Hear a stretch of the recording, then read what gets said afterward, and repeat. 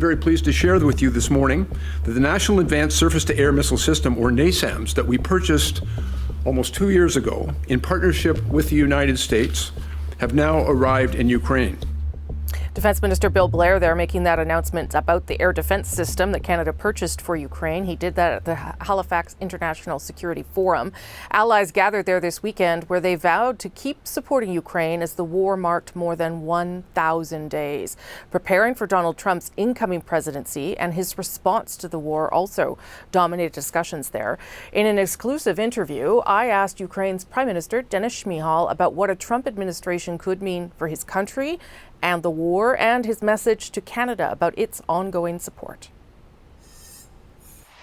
Prime Minister Shmyhal, thank you so much for making the time for Canada today. Thank you so much for having me here. I do want to ask you, start with some of these big shifts that we're seeing in U.S. policy in the past couple of days. President Biden now authorizing for you to use U.S.-supplied long-range missiles to strike inside Russia and to give Ukraine anti-personnel mines. Tell me how that is going to potentially change things for Ukraine and what you make of the timing, Prime Minister. So Ukraine continue our fight against brutal Russian aggression. We deterring Russian forces on front line, so situation is not changed, but we continue our fight, and we have produced our own long-range equipment. We have used drones, so we need support of our partners. We are really grateful to Canada for providing support to Ukraine, especially for NASAMS system, which your government and Prime Minister of Canada announced supply to Ukraine. Thank you for this support. It will save many lives of Ukrainian people. United States is our strategic partner, so they supply many different weapons and many ammunition to Ukraine. We use all of them for purposes of defense operation, and we will continue to do so. We use our own long-range and middle-range equipment for defense purposes. So I can't give you more information because of the military secrets information, so I can share it with you. But Prime Minister, this had been something that Ukraine had been calling for some time, and it is now happening just months before Donald Trump becomes president. Is this coming too late, the ability to use these long-range missiles to fire into Russia? You're right. It is very important to have support in time, just in time in all spheres, because from the beginning of the full-scale aggression, we ask for the tanks, for the heavy armored vehicles, for the artillery ammunition, for long-range equipment, for air jets. So now we have even all of this. We still cooperate with other partners to have permissions for usage of their equipment. But I should note and emphasize that Canada was a leader in many spheres, especially in supplying of tanks. So first Leopard tank were supplied to Ukraine by Canada. Heavy armored vehicles, Senator, were supplied by Canada to Ukraine. There is a lot of support from Canada, but as you know, there is no way Canada could make up the support that the United States has given to Ukraine. And Donald Trump, it is very unclear what is going to happen in January. He is going to end the war quickly or in a day. There is fear that he could pull support. How is your government preparing for a new administration where it is not clear what happens in terms of the support for your country? First of all, I should say that we respect choice of American people, and we will cooperate with administration of Donald Trump. We have, I think, that good connection. In September of this year, President Zelensky and Donald Trump had very good conversation, a very productive, very strategic conversation, and I'm sure that Donald Trump will act in the national interests of the United States of America. So I'm sure that we will continue good cooperation. Ukraine's Ukraine's strategy is resonating with Donald Trump's idea of peace through the strengths. Only this approach can compel Putin toward a just peace. Reuters is reporting, Prime Minister, that Putin is open to discussing a Ukraine ceasefire deal with Donald Trump, but that he would rule out making any territorial concessions, and he would insist that Ukraine abandon your ambition to get into NATO. Is that a conversation Ukraine is willing to have, or not at all? That is not the road you want to go down. So European integration and NATO integration is in our constitution. So it's will mostly more than 90% of Ukrainians. And this is our existential choice. So I think that all negotiations with aggressor should be held with Ukraine, including national interests of Ukraine. Yes. It's first. Second, all the negotiations should be based on the peace formula of Ukraine, because in this case, Ukraine is a victim, Russia is aggressor, and our peace formula is based on the principles of UN Charter and on the principles of international legislation. So we understand that if someone's proposals, for example, any other partners or proposals of aggressor will not in line with international legislation, will not respect territorial integrity and sovereignty of my country, of Ukraine. So it's absolutely impossible for us to negotiate about these conditions.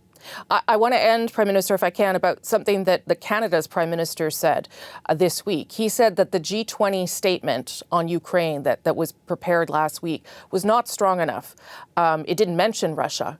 And I think he was very concerned about what that might mean going forward, whether it be financial support or military support. What would you say about that, the fact that the G20 statement was not what Canada was looking for in terms of its support for Ukraine? I should say thank you to Canadian Prime Minister, to Canadian government, to Canadian people for such a strong, unwavering support of Ukraine in all statements, in all directions. And I should agree that we hope for stronger support from all the countries all around the world. But there are different positions. We are interested to invite Global South countries, African, Asian regions countries to the diplomatic table of negotiations. We are preparing for the second peace summit, and we hope that it will be a wider second peace summit with participation of Global South and with participation in the end of the day of Russian representatives. But I'm sure that to bring Putin and Russia to the negotiation table, we need strong positions in all spheres, in sanctions, in political, diplomatical, global pressure on Russia. Only this will bring them to the negotiation table, and only this will bring us peace. Quick last question, Prime Minister. President Zelensky told Fox News this week that if the United States pulls its aid, you will lose the war. Do you agree with that? I should say that we have bipartisan support from United States, from Congress of United States. I'm sure that that this bipartisan support will be continued because we have a strong group of supporters among both parties.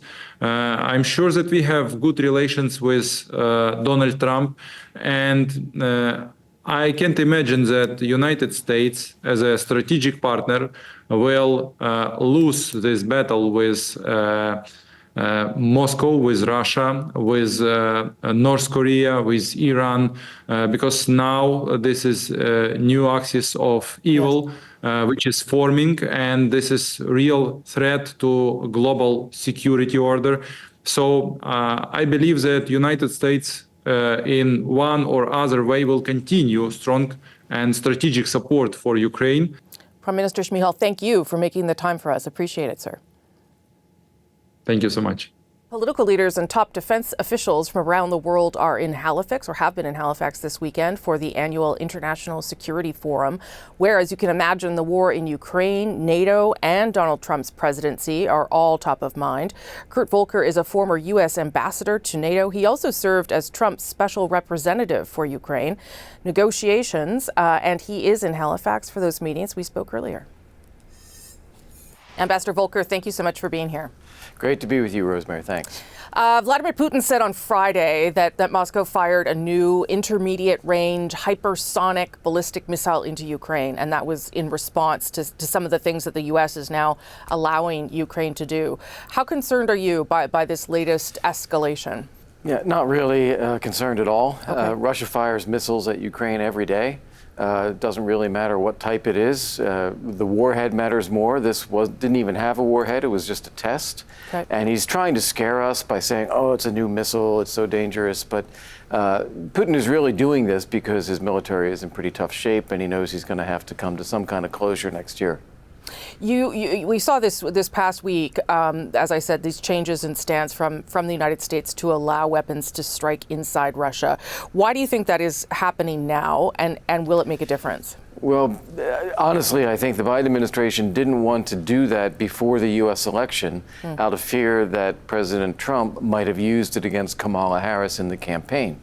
But the reality is they should have never had the restriction in the first place. There's nothing in international law that says you can fire 60 kilometers and not 100, or you can't fire back at the people who are attacking you.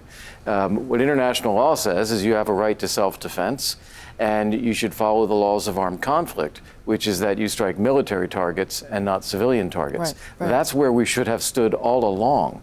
The Biden administration created this artificial restriction, and then it became embarrassing to lift it after they had already put it in place when they didn't need to do it to begin with. I noticed that France has now done the same thing, and I wonder whether there is some a sense of urgency, I guess, from NATO allies, given that we don't know what's going to happen in January when President Trump comes into office. Well, I think in the case of France, and the UK has also allowed the use of the Storm Shadows at longer range. They were dependent upon U.S. approval because of technology in those systems. So once the U.S. finally lifted on the U.S. systems, then it also lifted those restrictions on the other countries. As far as a sense of urgency goes, I actually think that things are lining up for the kind of pause or stabilization of the conflict next year that President Trump seems to be looking for. You have the Russian economy in worsening shape right now, very high inflation, burning up reserves, budget and deficit, 40% of the state budget going to the military, high interest rates, a frustrated population. On the military side, they don't have enough troops, so they're bringing in North Koreans. They don't have enough artillery. They get North Korean artillery. So I think he knows that he's going to come up against a wall next year. And that's why he's trying to do everything he can in this transition period to take what he can. Similarly, I think the West needs to just make sure that they don't make great gains during this period of time. Hence the long range, hence the landmines, as a way to make sure that these potential Russian advances really don't materialize. I spoke to Ukraine's Prime Minister. We're going to air that interview in an hour. I spoke to him on Friday, and I asked him about how the government's getting ready for Trump. And he says that Ukraine's prepared to work with Trump. They think there will be continued cooperation. I wonder what advice you're giving or have given the government there to deal with Mr. Trump. Well, the same advice I would give to anyone, which is don't make any assumptions. You don't know what Trump's policies are going to be. You don't know who he's going to appoint. Don't make any assumptions about what that is. Don't react preemptively and negatively to Trump. Second, do your own homework. Know what the situation is, know what you're capable of, know what you're prepared to do. And third, be proactive. Make proposals, suggest things. Here is how we can make a lasting peace. I think Trump's goal genuinely is to find a lasting peace. The trick to this is convincing Putin that it is more costly to Russia to continue than it is to actually stop the war. And then if Putin does take a pause that way, we need to be very proactive in making sure we put in place the structures so that Putin doesn't attack again. And what would that look like then, Ambassador Volker? Again, we have to see what the Trump administration is going to do. But if it were me, I would say NATO membership is part of the solution. NATO seems to be the only thing that Putin respects. He's not attacked NATO directly. He has attacked countries like Ukraine that are not in NATO. And if we make this part of the solution, I think we can deter future Russian attacks.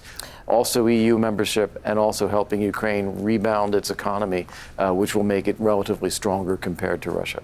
The president-elect has announced Matthew Whitaker, who served as an acting attorney general during his first term, and actually served in one of your old jobs as U.S. ambassador to NATO. What does that tell you about how Trump views the alliance, that he's been so critical of countries like ours not spending enough? Right. Well, I've never met Mr. Whitaker yet. I hope to see him sometime in December. But I've been told by friends who do know him, he's a very serious guy. He's smart. He's a lawyer. And the most important characteristic is that he knows President Trump and can pick up the phone and call him. So President Trump will be the decider, especially in the earliest years of the administration, of what he wants. If Mr. Whitaker there can be a vessel for conveying what Trump's goals are and conveying back how our allies are doing what they are trying to do, he can be a great bridge builder. What has been your sense of, you're in Halifax for the security conference, and I just wonder if there's been conversations about countries like Canada who won't get to the 2% anytime soon, and whether there is some ongoing frustration with that realization. It is a big topic of conversation, and there is a frustration about that. Even on the Democratic side of the American delegation that's here, it's hard to understand why Canada is not able to spend 2% of GDP. The U.S. is spending the bulk of the NATO defense expenditures. Countries like Poland are now up to 4.5% and trending towards 5%. Tiny countries like Lithuania or Estonia are spending more than 2%, well more than 2%. Even Germany, which has been a laggard for years, is finally over 2%. So there is a bit of frustration with that, because you have to understand, it's the political sustainability of American commitment. How can we be more committed to the alliance than other members of the alliance? And when Canada says we're on track to do this, I think it's by 2032, if I'm not mistaken, and that we are spending more than we have in some time, what is generally the response? Yeah, well, look, the commitment to 2% has been around for a long time. It was most formally adopted in 2014 at the Wales NATO summit. That's now 10 years ago. And now to add on to that another 8 years before Canada can get there, it stretches credibility a little bit. I'll just end on what sort of the mood has been there at that security conference. It's always an important forum, but given where we are in the world right now, what has been sort of the central focus of conversation? Yeah, well, the central focus of conversation clearly is what is the new Trump administration going to do as it relates to the war in Ukraine, Russia's war in Ukraine. What's the approach there? What does it mean for NATO and how Trump deals with NATO allies? What does it mean for the Middle East, Iran, Israel, and a little bit of Taiwan as well.